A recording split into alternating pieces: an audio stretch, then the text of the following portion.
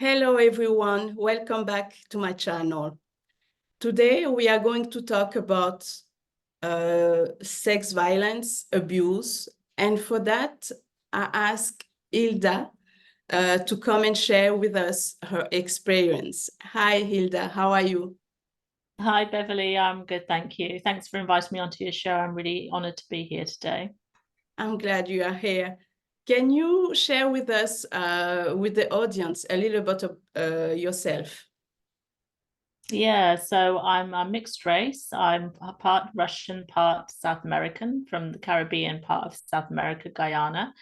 And I was brought up in the UK. I was a journalist for quite a long time and then worked in communications for the Red Cross and many organizations, children's charities, and in India and New Zealand. I worked there in the IT sector.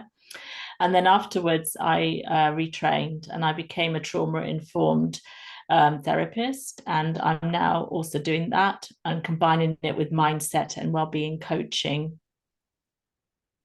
That's wonderful. And I know you're working on different projects. Can you enumerate some of them that you help some victim, actually? Yeah, absolutely. So I have my one-to-one therapy work, which I'm myself have lived experience of domestic abuse when I was growing up. I had some sexual abuse, emotional abuse, and physical abuse to a large extent. My father, in particular, was very, very violent, and I lived with that and it affected me. So I come from a very strong lived experience background, but I also have qualified in different modalities to in trauma awareness, and I work with survivors of domestic violence. So that's one of the works that I do.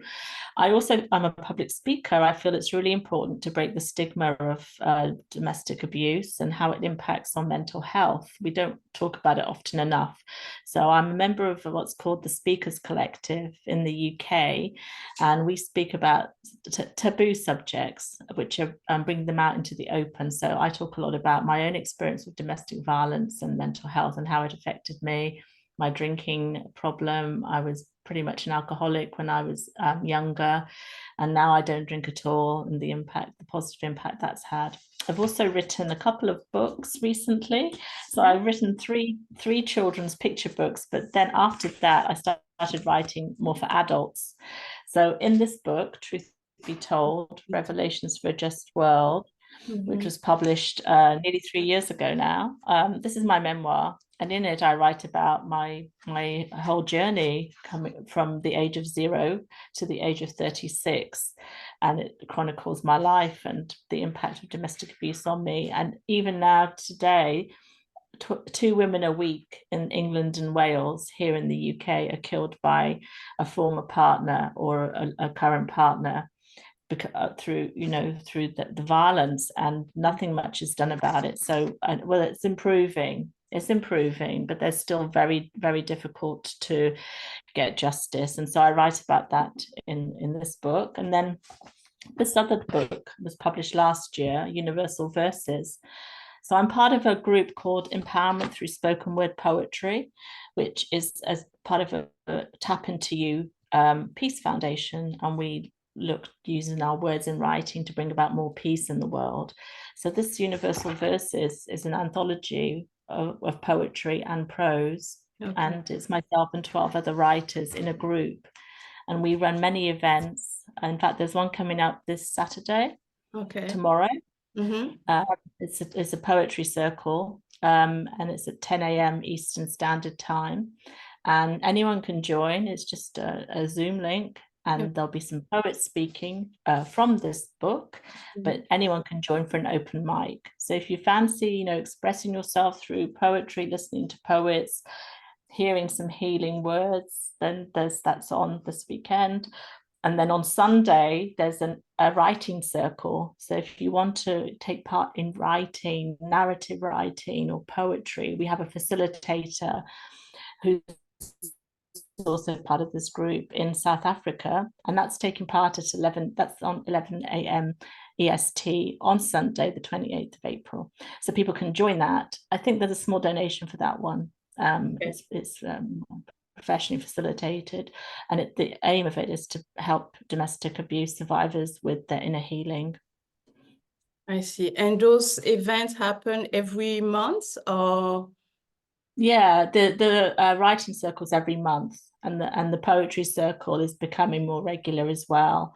So if anyone wants to get in touch with me to get more information, or maybe you'll put this at the links at the bottom of the this video, then take part. Yes, definitely. Because I think, like you mentioned, the poetry or writing actually is the victim can express themselves through it. That's how I help to heal myself. It's very cathartic just to express yourself through what's happened. It was more my healing journey for writing this. And then afterwards, I thought, well, hang on, I've had some good feedback from people who've read the book and who've experienced abuse, women mainly, but also men who obviously experienced abuse. But my feedback was, this came at just the right time for me. It gave me hope. It inspired me. It made me feel I wasn't on my own. I had, somebody understood me. Mm-hmm. And so when I was getting this kind of feedback for these, my memoir, for example, it just made me realize that the impact on other people as well. Mm-hmm. And so, writing really helps you get everything out of your head and helps you to release the guilt and the shame, because it's not your fault. Like whoever's experienced domestic violence, abuse, it's not their fault. And what I really want to see in the world, and it's a big ambition, is to, but we all do it for ourselves individually, is to break the cycle of trauma, so that when we have, our children, if you have children, then you're not carrying that trauma onto them. You're breaking the cycle of poverty as well. Yes. And if anyone are drawn to the cause, how can they join one of your projects? Yeah, so my email is healinghilda1@gmail.com. Okay. Just email me, get in touch. Love to get you involved in some way. All the money that's raised from the poetry circle and the inner writing circles go to provide kits. They're called Gifts of Love. Okay. And they're kits for survivors of domestic abuse. So they all go to a good cause as well. So we just pay it forward. Okay. With all our activities. Okay, that's so anyone can join and to help the cause, right? And anyone can get in touch with myself, and if they're a writer, they can take, if they feel confident and they're a professional writer and they want to join, they can join the board or become ambassadors through the Empowerment Through Spoken Word Poetry group. Mm-hmm. If you don't feel confident as a writer, you don't have much writing experience, but you want to write to heal, then of course you can join these circles that take place regularly. All right. And why do you think that there is so much abuse and sexual abuse, violence in the country that is really poor, I would say, Yeah, well, India is one of those countries, and the statistics are something like there's a rape every sort of 30 seconds in India, and Congo again is also suffering with poverty. Mm. I really feel that when you're in debt, like personally or as a country, because countries are also in debt, to the World Bank or to the International Monetary Fund, so that it disempowers you, because you're constantly in that mindset. You feel lack, you're hustling. How am I going to eat? How am I going to feed myself? How am I going to feed my children? It's exhausting. It exhausts your energy having to think about those basic survival things when a country is so poor. And then of course the culture, there's quite a lot of corruption in those countries as well, and that's so frustrating. So it's so debilitating to have to come up against corruption all the time, whether you're taking like in India, I lived in India for 2 years, taking a little rickshaw taxi, you're always being overcharged, or buying something, going in the market, always overcharged. And it just wears you down. But I believe that as I've grown older, I lived in India 25 years ago, and I believe as you grow older, you create your own reality. You do, with your thoughts, with your intention. You can direct your thoughts to how you want your day to go. And I really fundamentally believe that, because that helps me and the people I work with to take their power back. Okay. If you don't get into a I'm in lack mindset. So one of the things I do is I keep a gratitude diary. I don't know if Yeah. you do, Beverley, but I Yes. always have a gratitude diary, and I've started this 5 years ago. Every day I write down, thank you for the gift of a new day, is always my first line, because life is not guaranteed. And so I always start that, and then I write down all the things in my life, maybe 10 sentences that I'm grateful for. And what Okay. I found it does is it helps me to bounce back quicker, because whenever I'm in a low spell, if Yeah. something is a challenge, the washing machine breaks down and I haven't got maybe that, and I'm not going to be paid for a week, how am I going to fix it, kind of thing. Yeah. So then I kind of think, well, hang on, I've got support here. I'm not on my own. I always believe that. I've got abundance. I've got, who can I ask as a friend, my circle, to help me. Can I deal with this? Go to the laundrette, all of this kind of thing. Yeah. Which friends have got a washing machine? Who can I tell? And I look at my gratitude diary, and it just makes me think about all the things in my life. Like, I have water, I have food, I have a nice home. We're lucky. I'm lucky, but I don't think it's down to luck, because Yeah. 10 years ago, I didn't have anything. I literally had, like, at the end of the month, I might have like £2 left to after everything was paid for. Oh, yeah. And I lived on rice for 6 months, Mm. and that's literally so my children could eat. I was just eating rice. This was in 2012. Yeah. So in that short space of time, things have changed.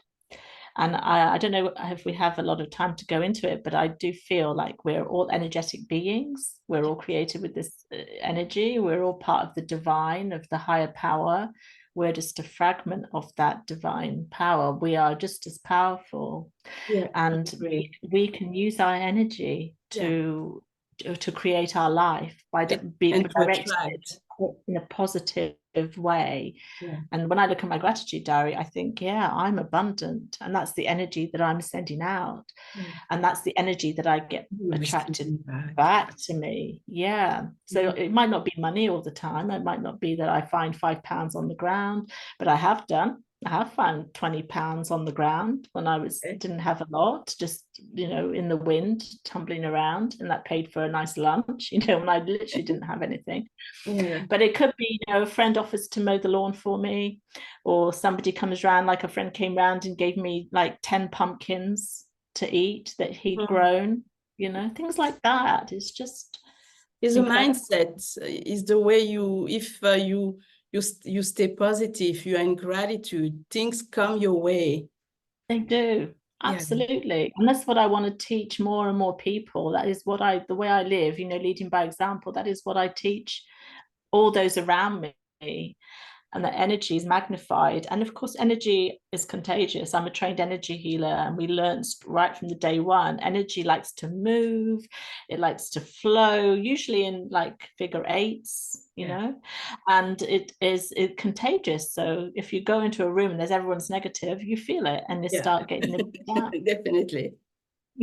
And likewise, if you're happy, that energy spreads to other people. And then you can actually, I've seen it so many times, people's life around me transforms. That's You know, wonderful. I find it's really beautiful to see it, because you haven't done anything, but just for your presence, your energy, people are transforming, around you. That's magical. Yeah, and you have that energy as well, Beverley. You have that beautiful, peaceful, radiant radiance about you, and it will just go all around, you know, to all those in your presence. And that's the way we create peace and a better life for ourselves, in spite of the chaos and the corruption and the poverty. That inner peace. We need to find a place where we can just be ourselves without all the chaos around us. Yeah. Exactly. Yeah, I do that. I practice that, especially, you know, here in Congo. There is so many things I try to avoid, all those chaos, all the negative things around me. And Yeah. that's how I would say I can live here. Otherwise, it's too much. Yeah. So you're a guiding light, you're like a lighthouse, a beacon of light. I mean, for me, my main changer was giving up alcohol.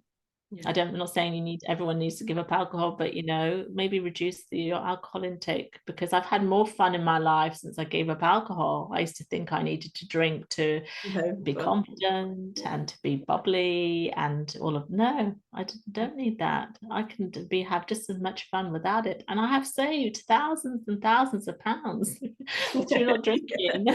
And I have lost so much weight. I used to be 16 stone. That's like 100 kg. It was more than 100 kg at one point.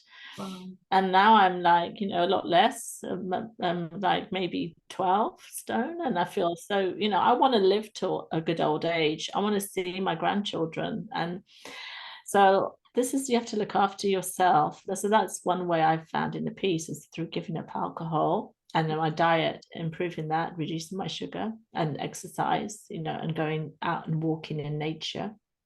I found when everything else had gone in my life, I had my dog. So that helped me, because I had a companion when all my relatives were not there, and my friends, you know, I'd moved away from my friends for various reasons. I'd moved to a different place. And then my children kept me going. It's like they gave me a purpose. And I had balance, because I was working a lot in my 20s. I had no balance. I was working often 12-hour days, very driven and very ambitious. And that's not a life, actually. That's not a life. You need to enjoy your time. Like, you know, give yourself some time to go to the cinema, go swimming, and just chill and have a picnic, and, you know, have some fun with people that make you laugh and make you happy. That's a life. Yeah, but I think at the beginning, when we start working as a career, we just want to work. I think that's, you know, we forgot that there is a time for ourselves. Just, you know. I think if I had my children younger, you know, in my 20s, I would have had a balance then, actually, because I wanted to spend time with them. And they were the reason why I retrained as a holistic health therapist and ran my own business, because I didn't want to be working in an office 9 to 5. I didn't want to leave them with the childminder all the time. I wanted to see them and you know, be around them. I mean, what's the point of having children if you never see them, you know? So and be their teacher and all of that, and I just have a lot of fun to be around little children, you know, really, really fun. So I think if I'd had them in my 20s, I would have had more children. Probably I have 2, but I would have probably had 4, and I would have just you know, balanced my life and found a way to have a career. And it's really possible, and it really annoys me when I always see, like, in our society in the West, you know, like, the woman can't do that project because she's suddenly become a mother, you know, and her managers are saying, no, I'm not going to give you that great project to do, because you have to go home early and do you know, pick up from school or whatever it is. That's rubbish. It's rubbish, because I've juggled so many projects since I became a mum, big projects, you know, hundreds of thousands of pounds. I'm running a project now that's a big project, and I run it 2.5 days a week with my team, and we're successful. And I'm got 2 teenagers now who are going, you know, and all the challenges that has, and we manage okay. So I think it's about time that the work culture changed, and people, you know, the managers see that you can juggle things, and if they can just be empathic towards your needs and create the environment for you to thrive. That's their job, creating that environment for people to thrive. And if anything's possible, because if the manager's looking after you, then you're going to give more back, aren't you? You're going to care about the project, and because they care about you, you're going to be working a bit long, like you might have a break in the middle of the day, but you'll work a little bit in the evening, and it'll all be fine. Yeah, yeah, for sure. That needs to change, actually. That really need to change. And I have one last question, that what are the solutions that your organization bring to those victims? Yeah, so speaking out is a big thing. One of the solutions is speaking out about this, breaking the taboo, inviting other survivors to come forward and speak out, so that we create a change, really, a cultural and systemic change. So the powers that currently, like in the courts and the police and the justice system, take victims more seriously and make it easier to bring justice. But what I'd like to see is a restorative justice. So I don't feel like you have to always, put someone behind bars for 10 years, because I think there's a way to have a restorative justice between the survivor and the perpetrator, and we don't see enough of that around the world, like forgiveness and that, because that's more healthy for the survivor, actually. And for both. And you don't want to build more prisons, and you don't want to, because prisons just create more like hardened, they teach people the skills often to become worse perpetrators. If you go into a prison, you need to support, so it's a kind of a bold statement, but you kind of need to look at the reasons why that person abused that person in the first place. From my own point of view, my father abused myself and my mother and my brother because he was living in so much fear himself, so much fear. And he came from a country that had a legacy of colonialism, like the Congo. He came from Guyana. It was taken over by the British and the Dutch, and there was a lot of abuse of slavery. My father grew up in that environment where he was, saw a lot of this go on. There was a civil war as well. So I can see why, he was, and I give him for what happened, and I've moved on. Solutions within yourself. Find a way to find peace within yourself. For me, yoga and meditation, I do that every day. Find a way to forgive, because when you forgive, you can move on. You're not stuck, you can move on. Remember, you've survived, you're brave, you're courageous. You create your own reality. And it's easier said than done. We talk about, you set your intentions, you direct your energy to positive. Maybe you could start a gratitude diary. Maybe you could go for some energy healing, because that helps to lift the guilt and the shame from your body, from your chakras. Another healing thing is, like I said, it's writing, it's music, it's art. There's many different ways to have mindfulness and purpose within your life, so you're not constantly in that circle of guilt and shame. Because as I said before, as a survivor, you're brave. You're nothing to be guilty and ashamed about. But I can see why survivors would be angry if the system feels like it's against them. But again, you direct your thoughts to yourself and inner peace, and you will actually find, when you're peaceful, like we were talking about, you'll bring peace to you. And miraculously, I have seen this, you will see the systems actually start to shift around you. And that's what your organization, you do with the victims, right? So when I do my one-to-one sessions, when I'm talking to my mindset and well-being coaching and therapy work, this is the kind of work I'm doing with my clients or patients. Focus a lot on energy. We do ways to tune into your intuition. I teach energy practices to tune into your intuition, because that's your inner compass. I teach energetic techniques to clear your energy, so you're clearing out all those old beliefs.